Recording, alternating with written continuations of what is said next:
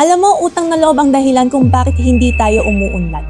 Kasi mas pinipili natin ang pabor kaysa prinsipyo. Maganda ang utang na loob sa pamilya, pero sa politika, delikado. Kapag ang boto mo ay based sa may naitulong sa amin, tinulungan niya yung pamilya ko, kilala namin yan, hindi ka bumoboto para sa sistema.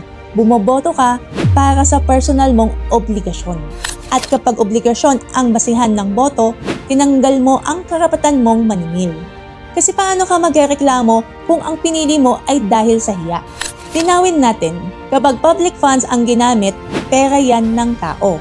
Trabaho ng opisyal ang magserbisyo. Hindi yan personal na pabor. Hindi yan utang na dapat bayaran sa balota. Public office is public trust. At ang tanong dapat, may kakayahan ba siya? May prinsipyo ba siya kahit walang kamera? Transparent ba siya sa pondo? Kaya ba niyang magdesisyon para sa lahat, hindi lang sa kakilala? Ang boto mo, hindi bayad. Mandato yan. Hindi mo utang ang boto mo. Pinaghihirapan yan. Pwede kang magpasalamat, pero sa balota, piliin mo ang may prinsipyo. Kasi ang tunay na malasakit, hindi naniningil ng loyalty. Mas informed na mamamayan, mas matibay na demokrasya. This is your nagmamahal, Lara Ventura.